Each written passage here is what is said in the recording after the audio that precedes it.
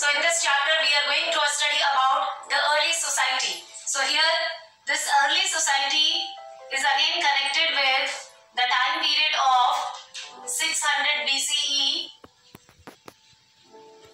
to 600 CE. And the great source from which we understand about the kingship, caste and classes of the Indian society is our greatest epic or the dynamic epic, that is Mahabharata. So Mahabharata is the greatest epic from where we are going to understand how society was divided in the ancient time period in India, and which is the main source to understand about the chapter. Before that, our first topic is the critical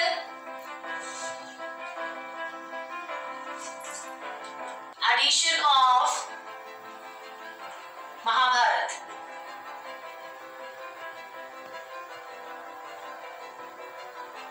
So this critical edition of Mahabharata was written by one of the popular writer. He was V.S. Sutankar. So in the time period of 1919, V.S. Sutankar and his all team member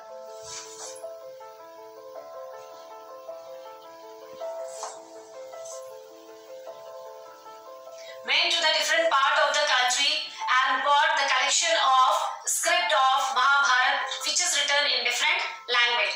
They compiled all the scripts together and went on with the different studies. Thereafter, they concluded that there are certain sutras or rules which people need to be followed. So basically, all those combined together and framed into around 1300 pages. The new version of Mahabharata were written in about 1300 pages, and the entire work was completed. 47 years it took to complete. So the team member, they compiled together the new version of Mahabharata within 1300 pages, and it took a long research duration, that was around 47 years, and then it was being released in front of the public in the form of place value, so that people can believe totally upon what is exactly there in the ancient society. When all the common themes are combined together about the different scripts and the languages where Mahabharata's incidents were written, then a new edition was being formed with the help of V.S. Sutankara. So here, with the help of that, we are going to understand how early society was divided in ancient India.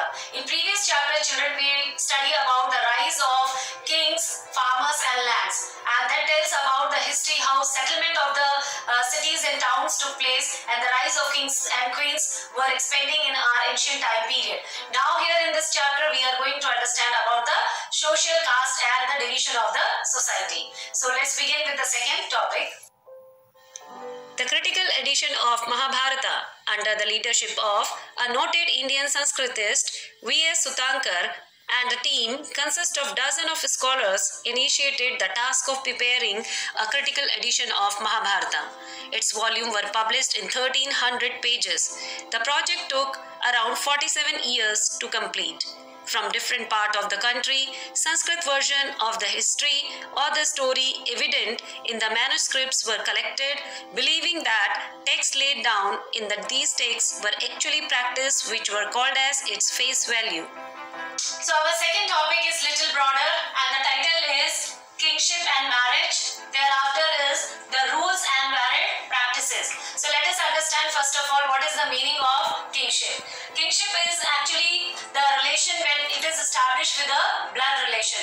So here we can define families are, as we know, the large network of people. So it is defined as relative. So relative means all the branch or the family people. In the way we can say, as in the technical term, it is called as kingfolk. So kingfolk means all the relatives are called kingfolk, and they are binded with the blood bond, and we call them in the relations such as cousins, brother, sister and so on. So in this way understood the kingship. Now to understand the concept of how marriage used to take place with different people and the relations, let us understand The kingship and marriage, many rules and varied practices. Finding about families. Families were usually the part of larger network of people defined as relatives, or to use more technical term, we say kingfolk. While family ties often regarded a natural and based on blood relation. They are defined as many ways, like brothers, sister, or cousins. Historians also investigate and analyze attitude towards the family and kingship.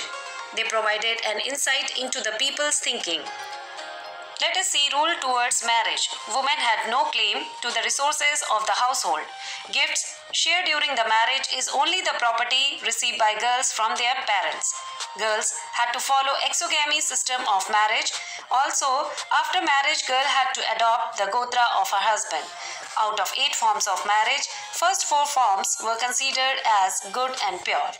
So to understand the marriage system in ancient society after taking the example of Mahabharata time period, we come to know that Brahmins, they have prescribed in their Dharma Sutras and Dharma Shastra that there are 8 forms of marriages which we come to know from one of the very popular script, that is Manusmriti. So here we can describe that according to Manusmriti,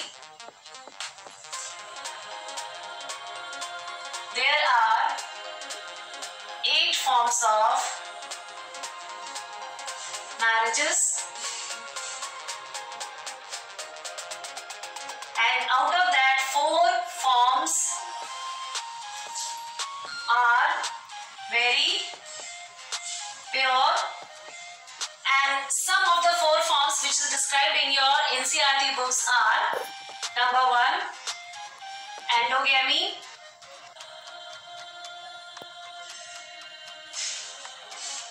where within the same community people can marry. Then exogamy, out from the community. Polygamy, having several wives. And polyandry.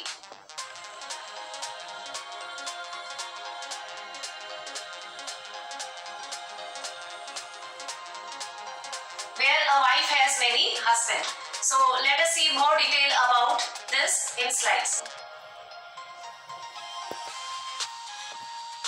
So under second topic, let us know in the early society what were the other practices. As we know, in society, when we see the time period of Mahabharata, we find the society there has certain rules to follow. How property or the gain of heritage property is being followed towards the other family branches. So here they used to follow basically 2 patterns. One is patrilineal, another is matrilineal. So these were the 2 popular patterns where society used to follow the division of their property. According to patrilineal, the descendants used to remain, means the property holder used to remain after father's death will be son, and then thereafter son's death will be grandson, and so on.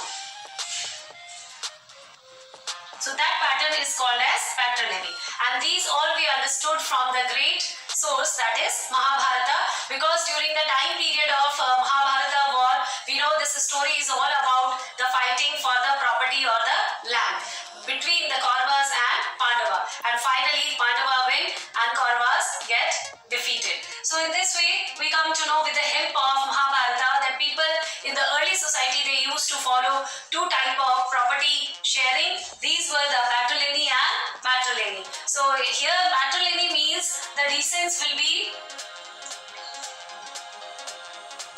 followed from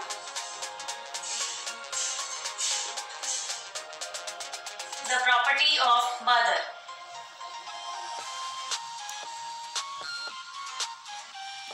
Mother, then daughter,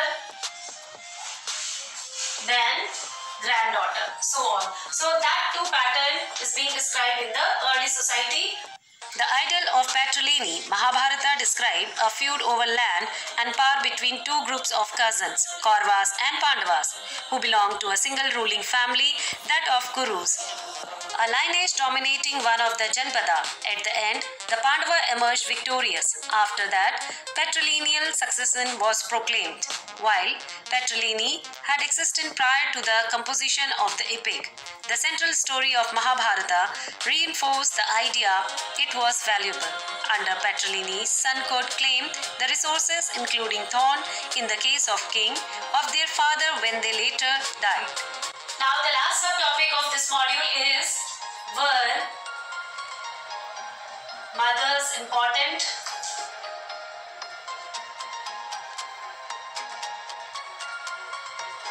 So this is a question that what was the role of mother in the ancient society, or what were their importance in the family and in their life. So we find from again the great epic of Mahabharata that one of the incidents when Mahabharata war was taking place, before war only, many times Gandhari, she reminded Yudhishthira not to fight this war, but he did not listen, and then he continued with the war, and the result was that he lost his life. So in this way we consider that mother's opinion plays very important role since from the ancient time period. Since from ancient time period we have noticed that children, they never finalize their any conclusion, or they do not conclude anything finally unless and until they discuss the opinion of their mother. So in this way we find in ancient society the role of mother or woman was very important.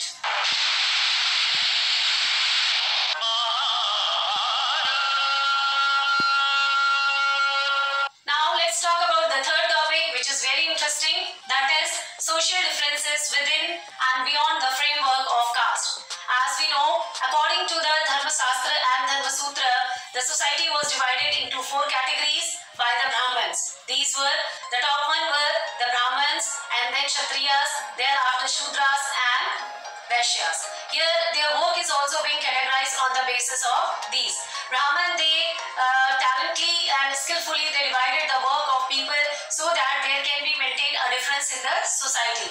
So they find that on the basis of their skill and work, society can be divided. For example, the taking care of reading of Shastras as well as Vedas will be done by the Brahmins, whereas the safety of the people or the protection of the community, this task will be done by the warriors, that will be the Kshatriyas. Thereafter the work like trading and farming will be done by Vaishyas, and Shudras will do all the work which is left by the other three caste people. Now here in this way we understood how society was differentiated on the basis of their working skill.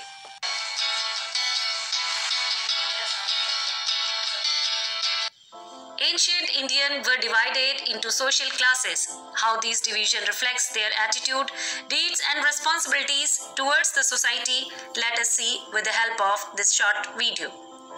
Every civilization which rised up had certain sections of society where they need to perform certain roles, responsibilities and have to enjoy certain privileges. For example, the most ancient civilizations are ruled by kings and governed by local bodies like nobles. Farmers and laborers were made most of the population. In some cases, lower classes were the slaves. Let us see how they were divided into social classes. The Aryans brought the caste system to the ancient Indians. Each group had social varnas and social classes in India. Let's see the role of each varnas in order from the most and the least significant in the society. The Brahmins, they were the top social class. Priests, scholars and later teachers were the part of this group. Their work was to teach and learn Vedas. Next were the Kshatriyas. All the middle upper class who were kings, nobles and warriors were the part of this society. Their work was to protect people. Then comes Vaishyas. Vaishyas were the middle class, consist of traders, businessmen or farmers. The last class and the lower one were the Shudras. They were the servants and unskilled farmers considered to be the inferior to the other caste. Lastly and the bottom were the Dalits, the untouchables, who were laborers and workers and considered to be the most impure and slaves. And they were forced to live outside of the village.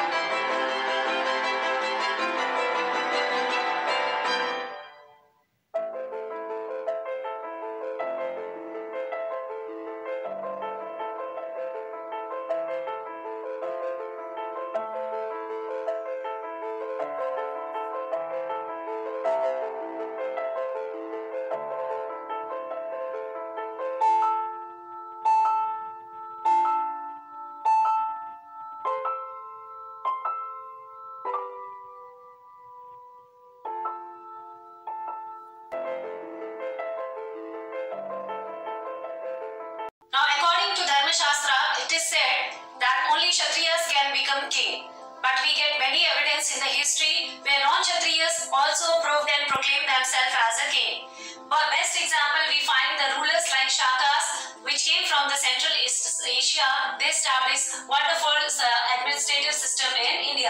Thereafter, we find Gautamiputra Satakarni. He was a Brahmin and he also proclaimed himself as a equivalent to Kshatriya. Thereafter, Satvahana rulers were also another example which sets from the non-Kshatriya community. With the help of Stupitika, we come to know about the social differences and social contrasts between king and citizen.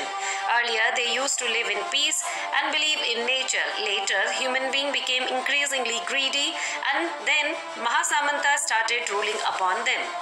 Handling text historian and Mahabharata, the element historian consider when they analyzes the text.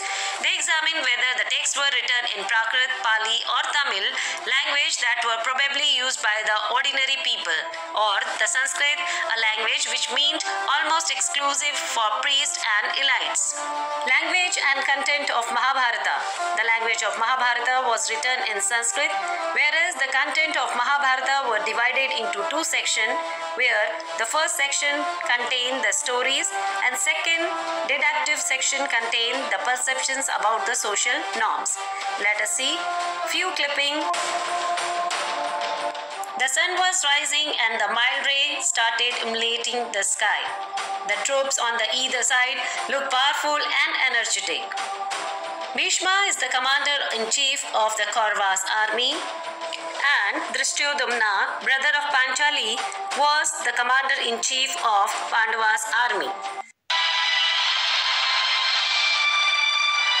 Soldiers, there is none who can stand before us or challenge us. Be brave. Victory is ours. Brave. Long live Pitama.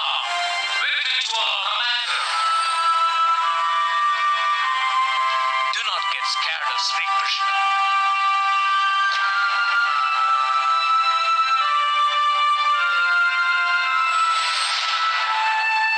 Pitamaha, look at Yudhishthira. He is coming towards us.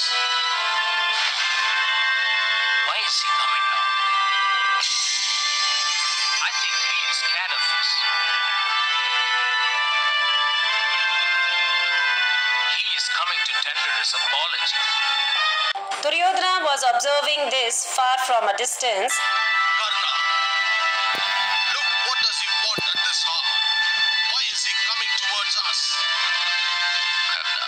Karna looked puzzled, and Yudhishthira went to Pitama, touched his feet. Bhishma was immensely moved by Yudhishthira's action, but he was not in a position to bless him. He patted him on his shoulders and sent, and paid his respect to Drona. I thought that he will indeed come to enact this drama.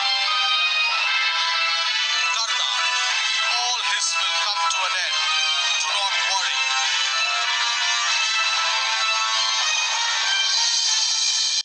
The conch was blown and two troops clashed in full force.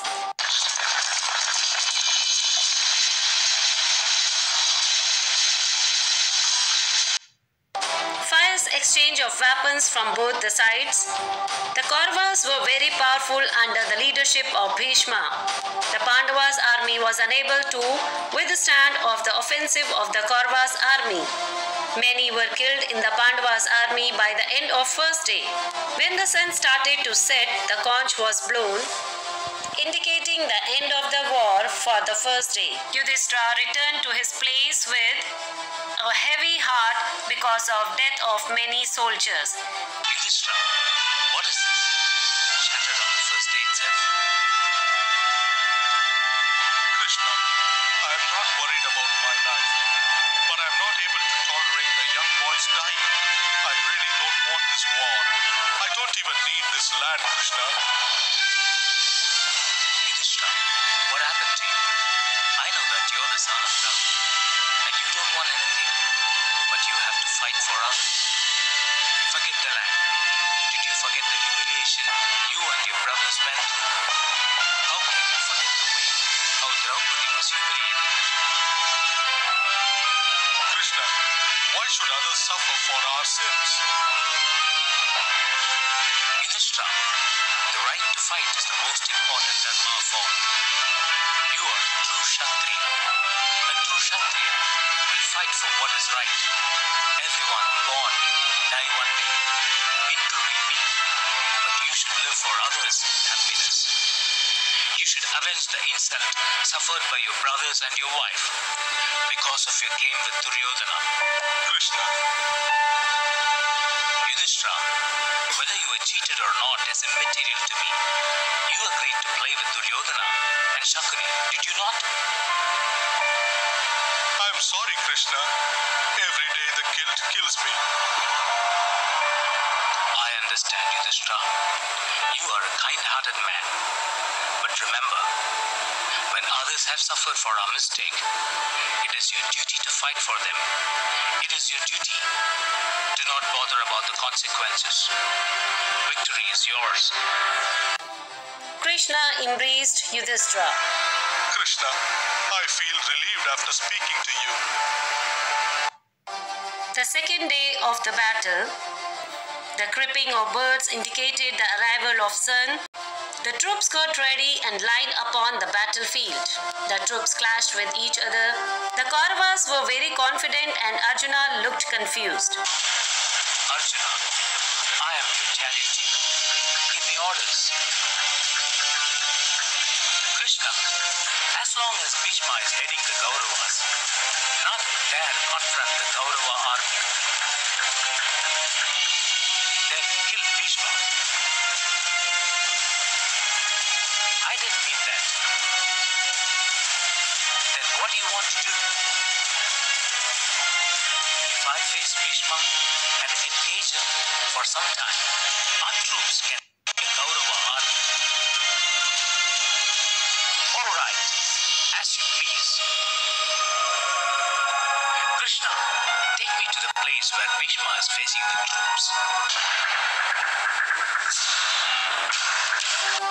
Krishna skillfully located Bhishma's chariot and steered Arjuna towards Bhishma.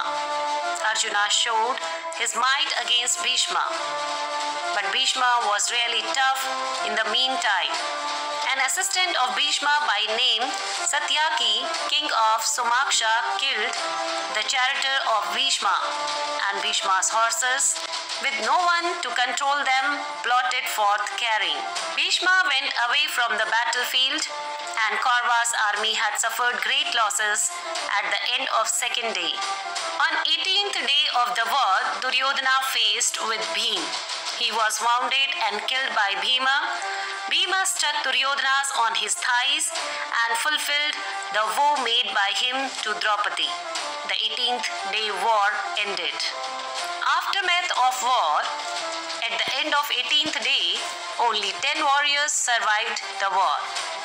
The 5 Pandavas, Yuyutsu, Satyaki, Ashwadhama, Kripacharya and Kritvarma.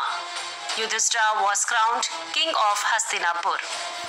He re-announced the throne after ruling for more than 30 years. Passing on the crown to the Arjuna's grandson, he then left for the Himalayas with Draupadi and his brothers in what was to be the last story of journey. Draupadi and all four of Pandavas except Yudhishthira died during the journey.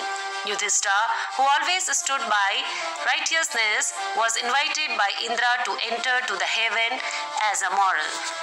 The composition of Mahabharata traditionally attributed to sage Vyasa. According to the modern historian, Mahabharata was not a work of single author. Mahabharata originally consisted less than 10,000 verses and grew more than 1 lakh verses. Maharshi Vedavyasa, the literary incarnation of the Supreme Personality, compiled Vedas, namely Atharva, Sam, Rig, and Yathur. Second phase 200 BC to 200 CE, the worship of Vishnu was growing in importance. Krishna was coming to be identified with Vishnu. Last phase 200 CE to 400 CE, remembering the Manusmriti were added. The search of conservance. B.B. Lal excavation and finding in Hastinapur. In 1851 to 52, archaeologist B.B. Lal excavated a village named Hastinapur in Meerut. B.B. Lal found evidence of 5 occupational levels in Hastinapur, where easily society can be categorized according to their work and skill.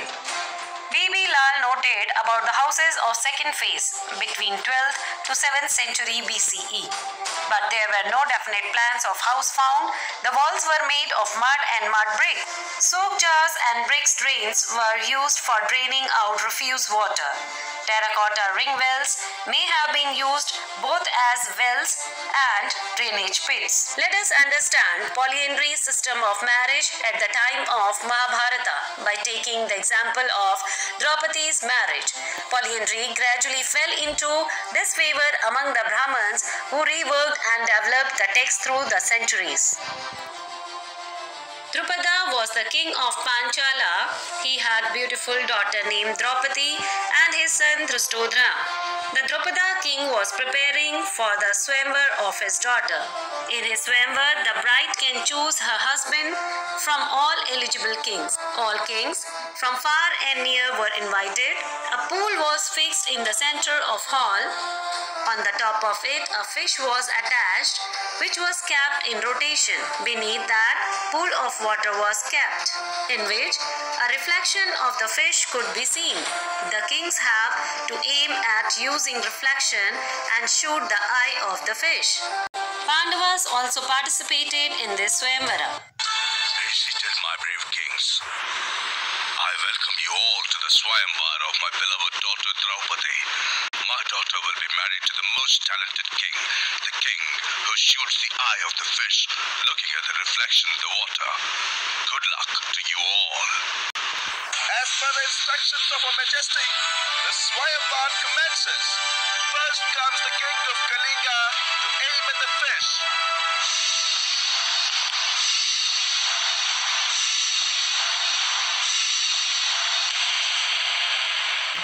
It is now the turn of the king of Mahat.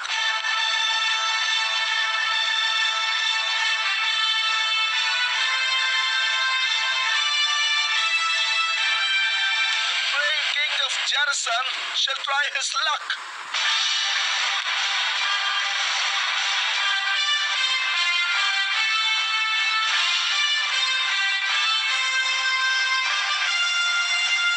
The prince of Anga comes next to try his luck.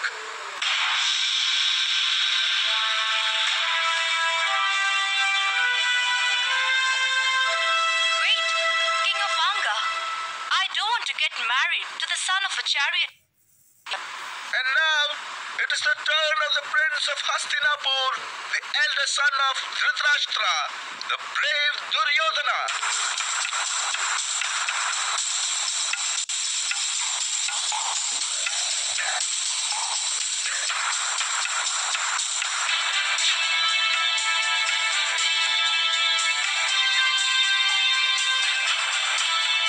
Duryodhana has hit the fish, so Draupadi has to marry him.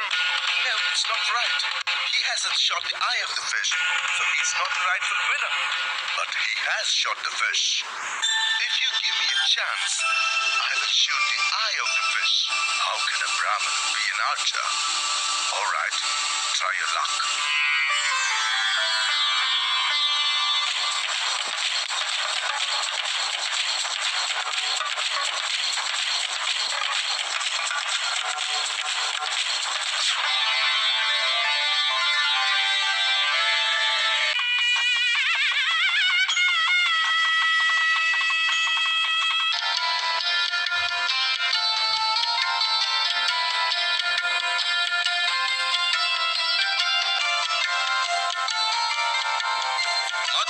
Mother, please come and see what we have brought as alms today.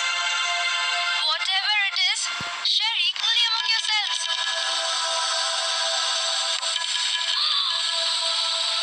Oh God! What have I said? I made a mistake. What shall I do now? Do not worry. Draupadi had a boon from Lord Shiva in the previous birth. So whatever happens now is according to her destiny, and it's not your fault. Hence, we conclude Draupadi's marriage with the Pandava is an instance of polyandry in Mahabharata. Mahabharata is a dynamic text. Let us know about it. Over the century, versions of Mahabharata were written in varieties of languages. Several stories that originated in the specific region or circulated amongst the certain people found their way into the epic. Now it's time to do some questionnaire. First question is, under whose leadership the critical edition of Mahabharata written?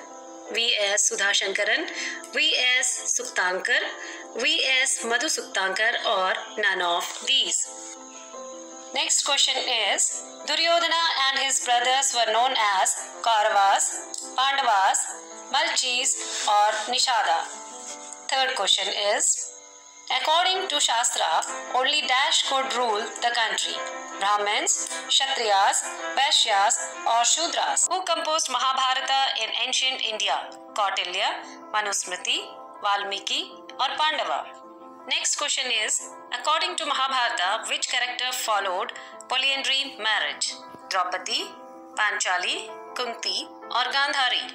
Last question is, Mahabharata was written in which language? Pali, Prakrit, Sanskrit, or Telugu? Answer all these questions in comment. Thank you for watching.